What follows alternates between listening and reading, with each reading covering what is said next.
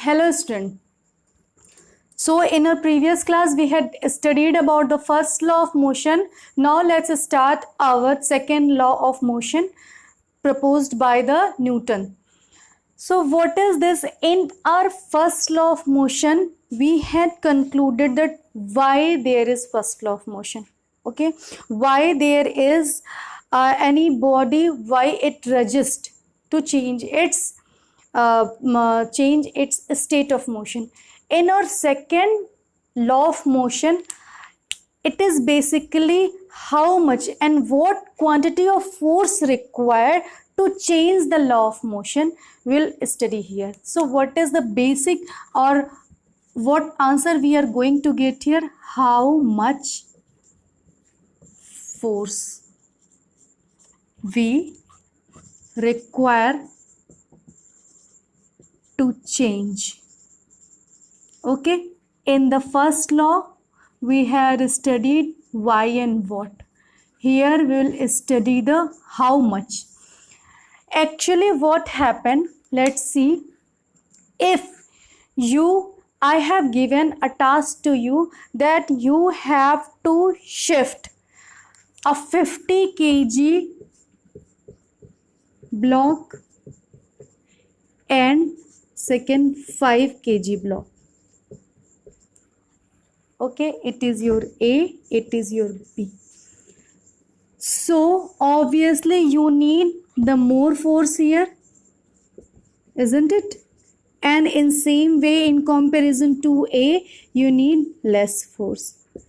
So what you concluded here? It means that our force of application of force, its quantity depend upon the mass of the object. First thing, if it is your object, it have some mass. First thing, at the same time, if both are 5 kg and 5 kg, or let me take the second example. If your block is of 5 kg but its speed is very high, 5 kilometer per hour, per minute. At the same time, if it is your, let me make a little higher, its speed is 5 kilometer per hour, means its speed is very high and its speed is very low. Then in which case you will apply more force to stop it? Obviously here you need more force. If a cycle is coming toward with a high speed and you want to stop it, it need more force. And if at the same time, if a cycle is coming with a very slow speed and you need to stop it, you need a very little amount of force. So what I want to say here, the second factor on which our application of force or the quantity of our application of force depend is the velocity of this object on which the force is going to be applied. Please keep in mind that these both are depends on the object on which we are going to apply the force. By combining these two factors, mass and velocity, we get a new terms which is known as momentum. Momentum, it is presented by P. And mathematically we can present it, which you will study in your higher classes, as P, momentum, is the product of mass into velocity. So it is your, let's explain this momentum, some quantity about the momentum. First thing, that momentum is a vector quantity. Why? Because V is the velocity and velocity is the vector quantity because it have speed as well as the direction at the same time. So P is the vector quantity. Okay, then at the same time it have some magnitude. We are multiplying m into v, velocity have some magnitude and the mass is also having magnitude. So it is the quantity with magnitude. Okay, then let's see its unit of the P. Mass into velocity. What is the unit of mass? It is kilogram. What is the unit of velocity? It is meter per second. So if we solve it, it is kg meter per second, or in this way, kilogram meter per second. So it is the unit of momentum. Okay, now let's go further. It is your momentum and the force is supposed to change the momentum of the object. Okay, but at the same time it is also very important, the third factor which come is time. Suppose you have 15 kg object, here also 15 kg object. Okay, and both are in rest. You want to shift it or you want to make it in motion, you have to apply a force and you are applying the same amount of force, but you are applying it for just 1 second and you are applying it for 2 seconds, and you observe that although you are applying the same amount of force but for shorter duration and you are not able to shift it, but at the same time if you are applying the same amount of force but the time you had increased, then it has started or in motion.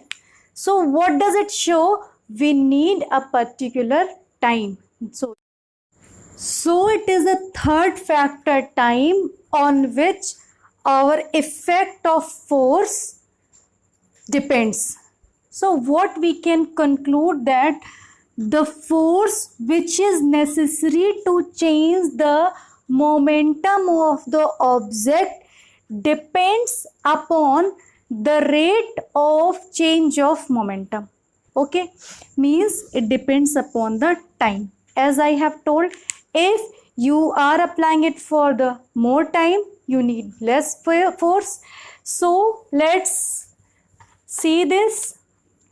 F is directly proportional to the change in momentum, means P2 minus P1.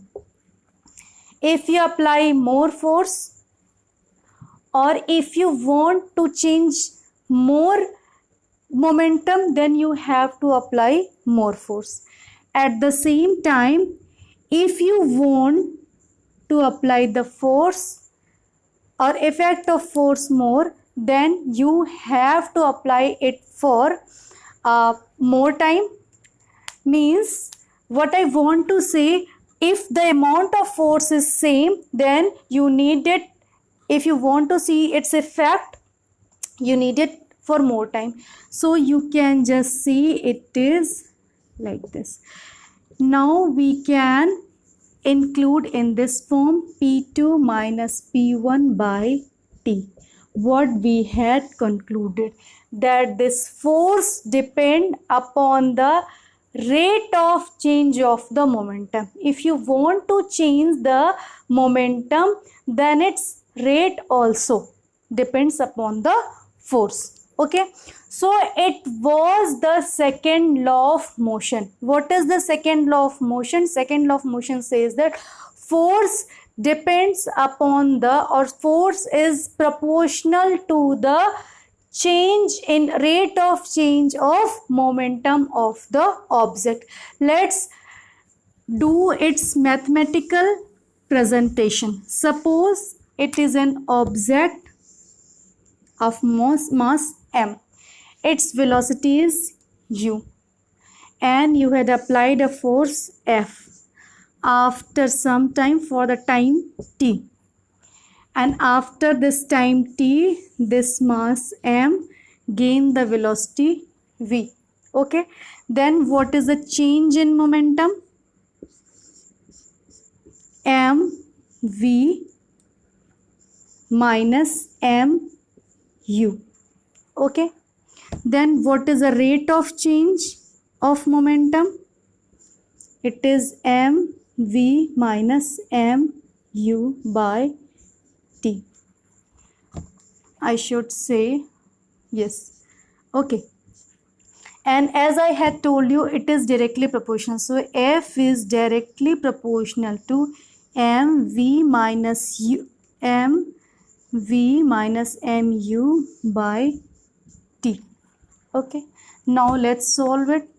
M you had taken common, v minus u by t, and we know v minus u by t, rate of change of velocity is known as acceleration, so it is ma. Now you can get the formula. F is equal to, sorry, F is directly proportional to m into a.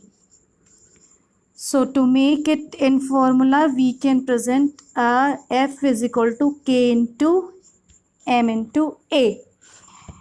K, it is the proportionality constant. If we want to remove this proportional sign, we have to put a constant, it is a k. And by in your higher classes you will see that, and we can get the value of k as 1. So finally you get the formula F is equal to ma, because the value of k is equal to 1. Okay, so you got F is equal to ma. Let's get its unit. M kilogram, a which is velocity meter per second square. So it is the unit of force, and the SI unit we also take the Newton.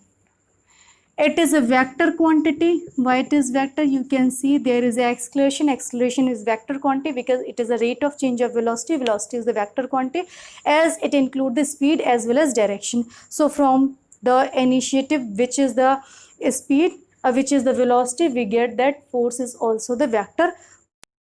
Take an example in which we can include these P or F and T. Basically I am discussing the force in T. You have seen in cricket, or when you had played with the ball, what happened when you want to catch the ball.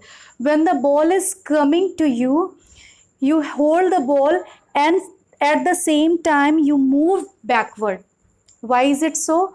Because you are giving the time for that, so that by the force by which the ball is coming to you, its effect will reduce, because we are increasing the time, and time is inversely proportional to force.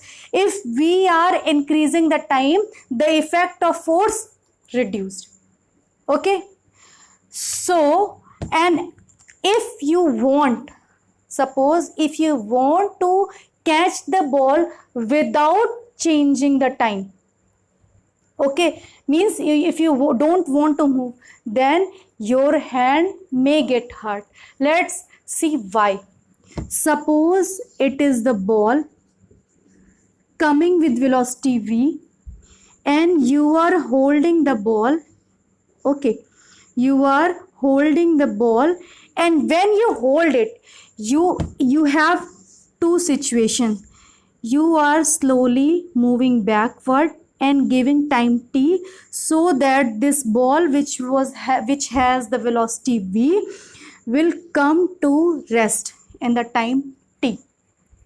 Okay, means its rate of change mv minus mu, which is 0, sorry, mu means v is going to be rest. It takes some time, and then your force, as we know, force is equal to m v minus mu by t. Okay, if you had increased the force, sorry, if you had increased the time, your force will be less, so you will feel less force or less get hurted. If you don't want to do this, if you don't want to come back in this way, then what happened? It is the ball coming with velocity v, okay, and at the same time instantly you want to make it in rest. Means suppose this time is 0.1 second and suppose this time was 2 seconds, you are giving more time here, you are giving very less time here, then the f by this ball will be so large because mv minus mu by t, here you had taken 0.1 and here you had taken 2. If you are dividing the same thing with 2, you will get less force, and if you are dividing it with the 0.1, you will get the more force. Then you may get hurt. So you can just see how the time affect the force. So it was all about the second law of motion. So now in our next class, which will be the third class, in which I will discuss about the third law of motion as well as the conservation of motion. Thank you very much.